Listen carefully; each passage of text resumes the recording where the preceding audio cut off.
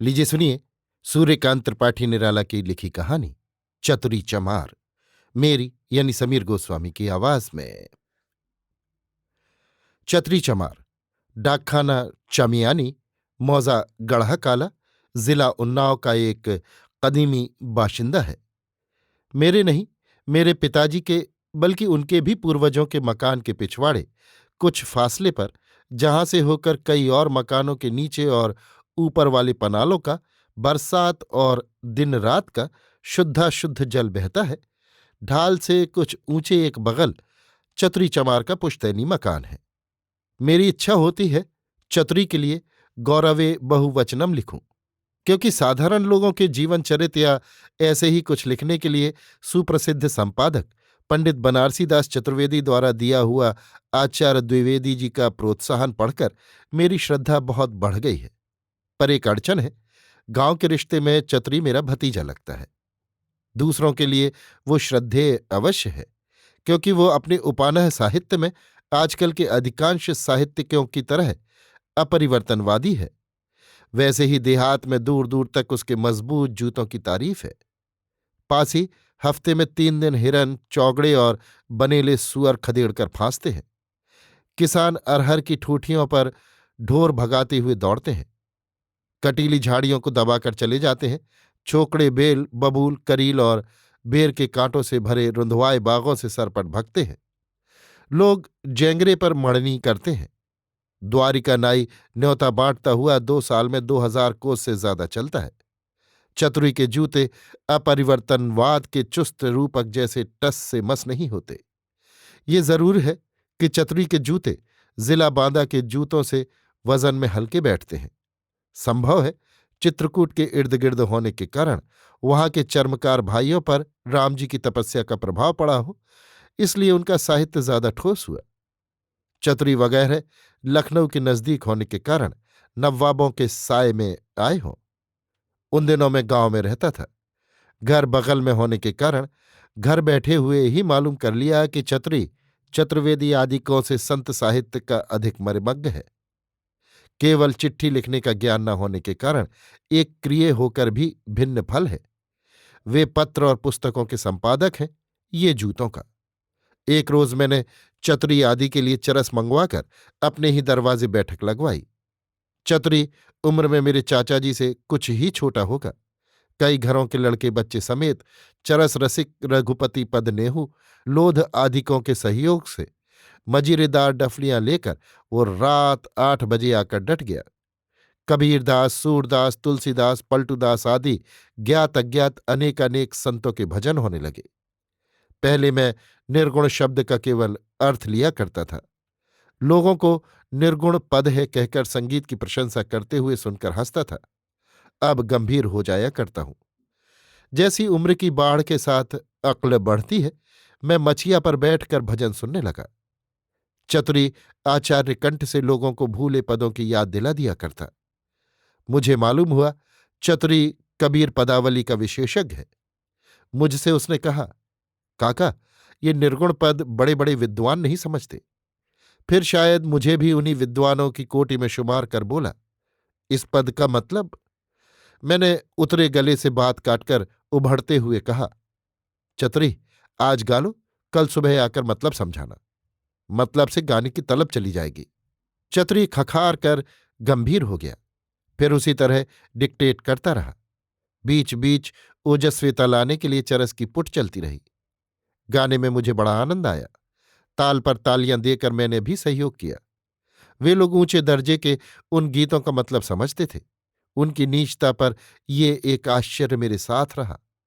बहुत से गाने अलंकारिक थे, वे उनका भी मतलब समझते थे। रात 1 तक मैं बैठा रहा। मुझे मालूम न था कि भगत कराने के अर्थ रात भर गंवाने के हैं। तब तक आधी चरस भी खत्म न हुई थी। नींद ने जोर मारा। मैंने चतुरी से चलने की आज्ञा मांगी। चरस की ओर देखते हुए उसने कहा, काका, फिर कैसे काम बनेगा? मैंने कहा, चतुरी, तुम्हारी काकी तो भगवान के यहां चली गई, जानते ही हो। भोजन अपने हाथ पकाना पड़ता है, कोई दूसरा मदद के लिए है नहीं। जरा आराम न करेंगे तो कल उठ न पाएंगे। चतुरी नाराज होकर बोला, तुम ब्याह करते ही नहीं? नहीं तो तेरह काकी आ जाए। हाँ वैसी तो। मैंने कहा, चतरी, भगवान की इच्छा। दुखी हृदय से सहानुभूति दिखलाते हुए चतुरी ने कहा, काकी बहुत पढ़ी लिखी थी। मैंने हसार को कई चिट्ठियां उनसे लिखवाई हैं।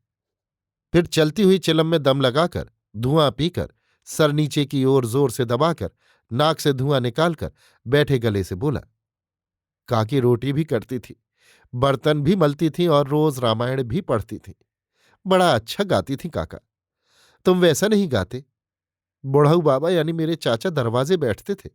भीतर काकी रामायण पढ़ती थी, गजलें और ना जाने क्या क्या, टिल्लाना गाती थी। क्यों काका? मैंने कहा, तुम लोग चतुरी गाओ, मैं दरवाजा बंद करके सुनता हूं। जगने तक भगत होती रही। फिर कब बंद हुई मालूम नहीं।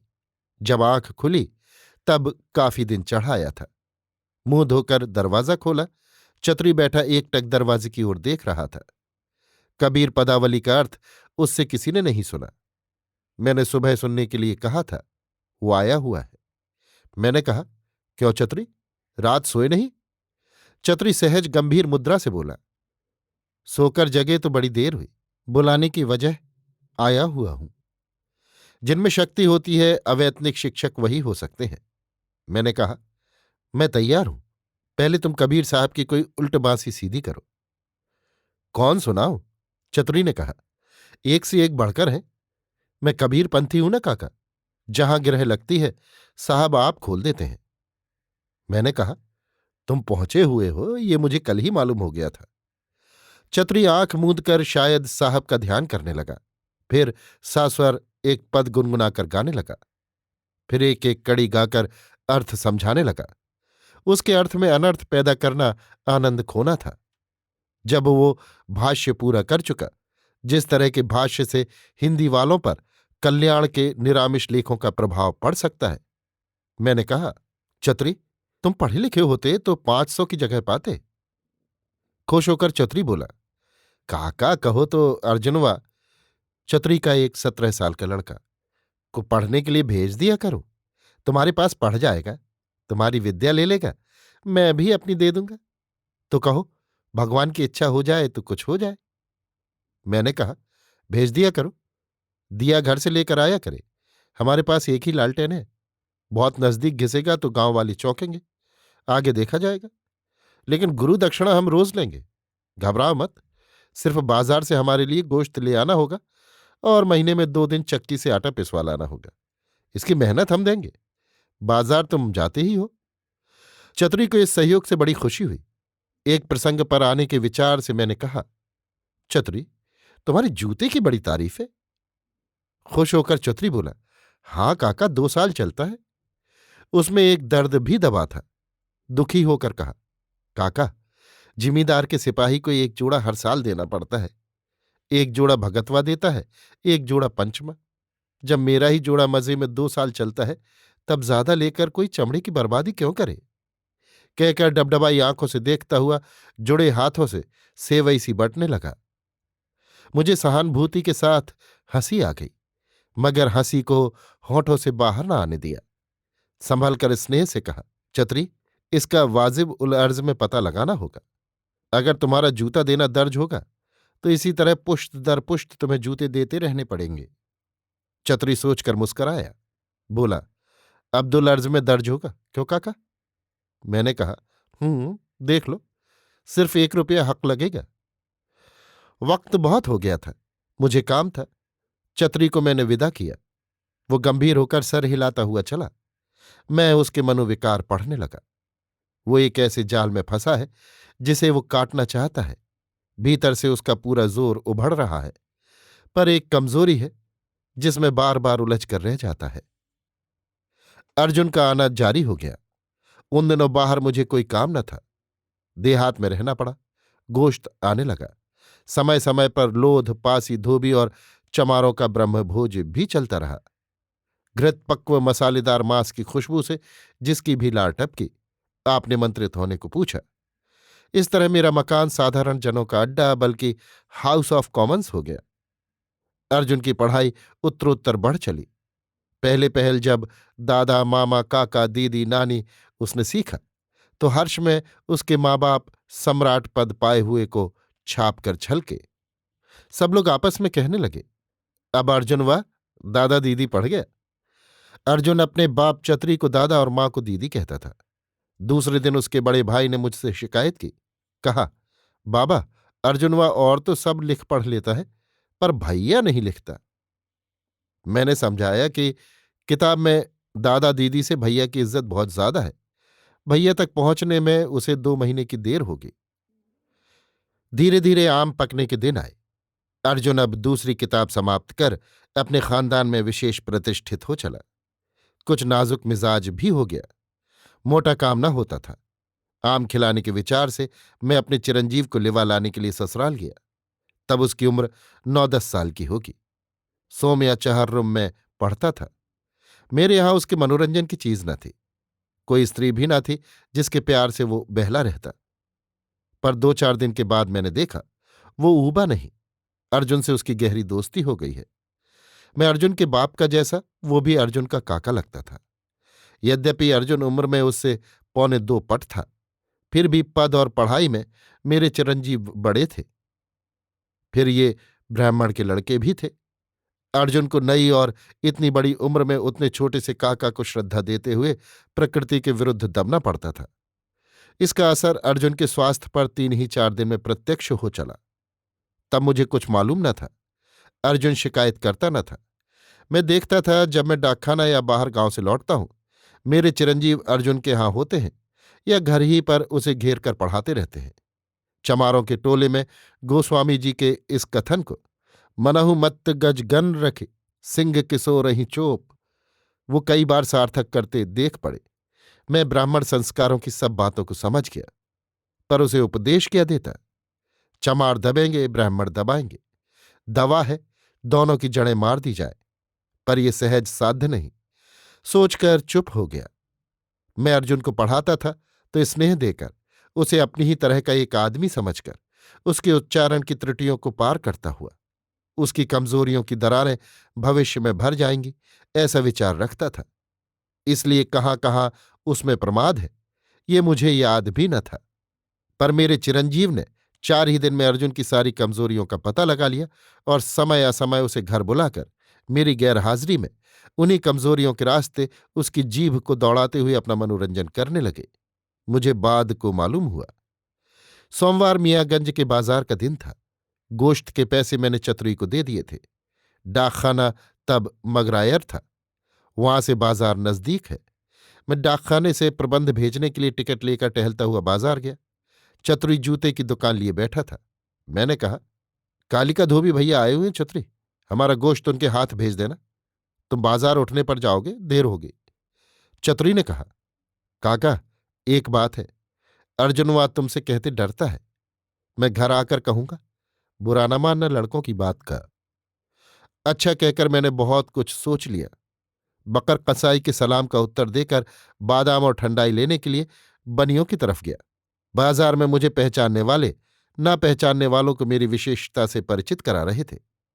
चारों ओर से आंखें उठी हुई थी। ताज्जुब ये था कि अगर ऐसा आदमी है तो मांस खाना जैसा घृणित पाप क्यों करता है। मुझे क्षण मात्र में ये सब समझ लेने का काफी अभ्यास हो गया था। गुरुमुख ब्राह्मण आदि मेरे घड़े का पानी छोड़ चुके थे।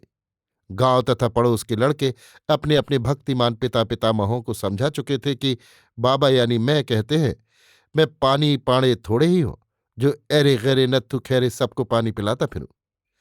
इससे लोग और नाराज हो गए। साहित्य की तरह समाज में भी दूर दूर तक मेरी तारीफ फैल चुकी थी।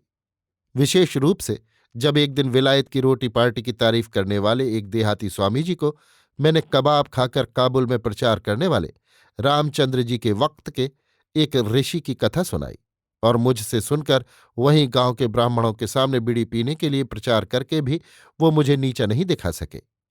उन दिनों भाग्यवश मिले हुए अपने आवारा गर्द नौकर से बीड़ी लेकर सबके सामने दिया सलाई लगाकर मैंने समझा दिया कि तुम्हारा इस जूठे धुएं से बढ़कर मेरे पास दूसरा महत्व नहीं। मैं इन आश्चर्य की आंखों के भीतर बादाम और ठंडाई लेकर जरा रीढ़ सीधी करने को हुआ कि एक बुढ़े पंडित जी एक देहाती भाई के साथ मेरी ओर बढ़ते नजर आए। मैंने सोचा शायद कुछ उपदेश होगा। पंडित जी सारी शिकायत पीकर मधुमुख हो अपने प्रदर्शक से बोले, आप ही हैं? उसने कहा, हाँ यही है। पंडित जी देखकर गदगद हो गए, ठोड़ी उठाकर बोले, ओहो, आप धन्य हैं। मैंने मन में कहा, नहीं मैं वन्य हूं, मजाक करता है खूसट। पर गौर से उनका पग और खौर देखकर कहा, प्रणाम करता हूं पंडित जी। पंडित जी मारे प्रेम के संज्ञा खो बैठे। मेरा प्रणाम मामूली प्रणाम नहीं, बड़े भाग्य से मिलता है। मैं खड़ा पंडित जी को देखता रहा। पंडित जी ने अपने देहाती साथी से पूछा, आप बे में सब पास हैं? उनका साथी अत्यंत गंभीर होकर बोला, हाँ जिला में दूसरा नहीं है। होंठ काटकर मैंने कहा, पंडित जी रास्ते में 2 नाले और एक नदी पड़ती है, भेड़िए लागन है, डंडा नहीं लाया, आज्ञा हो तो चलूं, शाम हो रही है। पंडित जी स्नेह से देखने लगे। जो शिकायत उन्होंने सुनी थी, आंखों में उस पर संदेह था। दृष्टि कह रही थी, ये वैसा नहीं, जरूर गोश्त न खाता होगा, बीड़ी न पी होगी, लोग पाजी हैं। प्रणाम करके आशीर्वाद लेकर मैंने घर का रास्ता पकड़ा। दरवाजे पर आकर रुक गया। भीतर बातचीत चल रही थी। प्रकाश कुछ कुछ था। सूर्य डूब रहे थे। मेरे पुत्र की आवाज आई, बोल रे बोल। इस वीर रस का अर्थ मैं समझ गया। अर्जुन बोलता हुआ हार चुका था, पर चिरंजीव को रस मिलने के कारण बुलाते हुए हार न हुई थी। चूंकि बार बार बोलना पड़ता था, इसलिए अर्जुन बोलने से ऊब कर चुप था। डांट कर पूछा गया तो सिर्फ कहा, क्या? वही, गुण बोल। अर्जुन बोला, गुड़। बच्चे के अट्टहास से घर गूंज उठा। भरपेट हंसकर स्थिर होकर फिर उसने आज्ञा की, बोल गणेश। रोनी आवाज में अर्जुन ने कहा, गणेश। खिलखिलाकर हंसकर चिरंजीव ने डांट कर कहा, गणेश गणास करता है, साफ नहीं कह आता? क्यों रे, रोज दातौन करता है?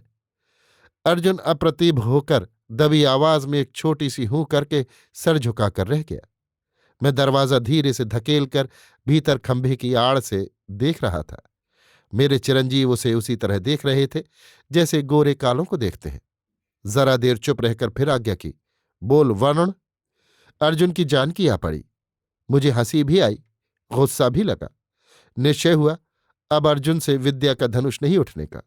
अर्जुन वर्ण के उच्चारण में विवर्ण हो रहा था, तरह तरह से मुंह बना रहा था, पर खुलकर कुछ कहता न था। उसके मुंह बनाने का आनंद लेकर चिरंजीव ने फिर डांटा, बोलता है या लगाऊं झापड़? नहा लूंगा, गर्मी तो है। मैंने सोचा अब प्रकट होना चाहिए। मुझे देखकर अर्जुन खड़ा हो गया और आंखें मलमल कर रोने लगा। मैंने पुत्र रत्न से कहा, कान पकड़कर उठो बैठे 10 दफे। उसने नजर बदलकर कहा, मेरा कसूर कुछ नहीं और मैं यों ही कान पकड़कर उठूं बैठूं? मैंने कहा, तुम इससे गुस्ताखी कर रहे थे। उसने कहा, तो आपने भी की होगी। इससे गुण कहला दीजिए, आपने पढ़ाया तो है, इसकी किताब में लिखा है। मैंने कहा, तुम हंसते क्यों थे? उसने कहा, क्या मैं जानबूझकर हंसता था? मैंने कहा, अब आज से तुम इससे बोल न सकोगे। लड़के ने जवाब दिया, मुझे मामा के यहां छोड़ आइए, यहां डाल के आम खट्टे होते हैं, चोपी होती है, मुंह फदक जाता है, वहां पाल के आम आते हैं। चिरंजीव को नाई के साथ भेजकर मैंने अर्जुन और चतुरी को सांत्वना दी। कुछ महीने और मुझे गांव में रहना पड़ा। अर्जुन कुछ पढ़ गया। शहरों की हवा मैंने बहुत दिनों से न खाई थी। कलकत्ता, बनारस, प्रयाग आदि का सफर करते हुए लखनऊ में डेरा डाला, स्वीकृत किताबें छपवाने के विचार से। कुछ काम लखनऊ में और मिल गया। अमीनाबाद होटल में एक कमरा लेकर निश्चिंत चित्त से साहित्य साधना करने लगा। इन्हीं दिनों देश में आंदोलन जोरों का चला, यही जो चतुरी आदिकों के कारण फिस्स हो गया है। होटल में रहकर देहात से आने वाले शहरी युवक मित्रों से सुना करता था, गढ़ा कोला में भी आंदोलन जोरों पर है। 600-700 तक का जोत किसान लोग इस्तीफा देकर छोड़ चुके हैं। वो जमीन अभी तक नहीं उठी। किसान रोज इकट्ठे होकर झंडा गीत गाया करते हैं। साल भर बाद जब आंदोलन में प्रतिक्रिया हुई, जमींदारों ने दावा करना और रियाया को बिना किसी रियायत के दबाना शुरू किया, तब गांव के नेता मेरे पास मदद के लिए आए। बोले, गांव में चलकर लिखो, तुम रहोगे तो मार न पड़ेगी, लोगों को हिम्मत रहेगी, अब सख्ती हो रही है। मैंने कहा, मैं कुछ पुलिस तो हूं नहीं जो तुम्हारी रक्षा करूंगा। फिर मार खाकर चुपचाप रहने वाला धैर्य मुझमें बहुत थोड़ा है, कहीं ऐसा ना हो कि शक्ति का दुरुपयोग हो। गांव के नेता ने कहा, तुम्हें कुछ करना तो है नहीं, बस बैठा रहना है। मैं गया। मेरे गांव की कांग्रेस ऐसी थी कि जिले के साथ उसका कोई ताल्लुक न था। किसी खाते में वहां के लोगों के नाम दर्ज न थे, पर काम में पुरवा डिवीजन में उससे आगे दूसरा गांव न था। मेरे जाने के बाद पता नहीं कितनी दरख्वास्तें जमींदार साहब ने इधर उधर लिखी। कच्चे रंगों से रंगा तिरंगा झंडा महावीर स्वामी के सामने एक बड़े बांस में गड़ा बारिश से धुलकर धवल हो रहा था। उन दिनों मुकदमेबाजी और तहकीकात जोरों से चल रही थी। कुछ किसानों पर 1 साल के हरी भूसे को 3 साल की बाकी बनाकर जमींदार साहब ने दावे दायर किए थे, जो अपनी क्षुद्रता के कारण जमींदार ऑनरेरी मजिस्ट्रेट के पास आकर किसानों की दृष्टि में और भयानक हो रहे थे। एक दिन दरख्वास्तों के फलस्वरूप शायद दारोगा जी तहकीकात करने आए। मैं मगरायर डाक देखने जा रहा था। बाहर निकला तो लोगों ने कहा, दारोगा जी आए हैं, अभी रहो। आगे दारोगा जी भी मिल गए। जमींदार साहब ने मेरी तरफ दिखाकर अंग्रेजी में धीरे से कुछ कहा। तब मैं कुछ दूर था, सुना नहीं। गांव वाले समझे नहीं। दारोगा जी झंडे की तरफ जा रहे थे। जमींदार शायद उखड़वा देने के इरादे लिए जा रहा था। महावीर जी के अहाते में झंडा देखकर दारोगा जी कुछ सोचने लगे। बोले, ये तो मंदिर का झंडा है। अच्छी तरह देखा, उसमें कोई रंग न देख पड़ा। जमींदार साहब को गौर से देखते हुए लौटकर डेरे की तरफ चले। जमींदार साहब ने बहुत समझाया है कि यह बारिश से धुलकर सफेद हो गया है, लेकिन है ये कांग्रेस का झंडा। पर दारोगा जी बुद्धिमान थे। महावीर जी के अहाते में सफेद झंडे को खड़वाकर वीरता प्रदर्शित करने की आज्ञा न दी। गांव में कांग्रेस है, इसका पता न सब डिवीजन में लगा न जिले में। थानेदार साहब करें क्या? उन दिनों मुझे उन्निद्र रोग था, इसलिए सर के बाल साफ थे। मैंने सोचा, वेश का अभाव है तो भाषा को प्रभावशाली करना चाहिए, नहीं तो थानेदार साहब पर अच्छी छाप न पड़ेगी। वहां तो महावीर स्वामी की कृपा रही, यहां अपनी ही सरस्वती का सहारा है। मैं ठेठ देहाती हो रहा था। थानेदार साहब ने मुझसे पूछा, आप कांग्रेस में हैं? मैंने सोचा, इस समय राष्ट्रभाषा से राजभाषा का बढ़कर महत्व होगा। कहा, मैं तो विश्व सभा का सदस्य हूं। इस सभा का नाम भी थानेदार साहब ने ना सुना था। पूछा, ये कौन सी सभा है?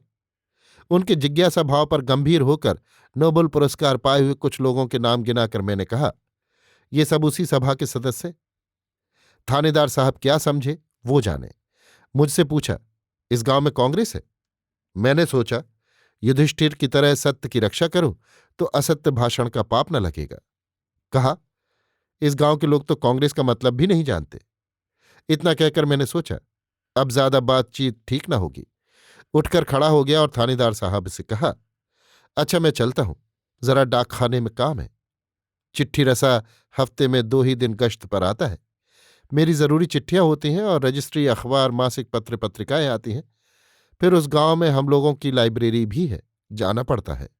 थानेदार साहब ने पूछा, कांग्रेस की चिट्ठियां आती हैं? मैंने कहा, नहीं, मेरी अपनी। मैं चला आया।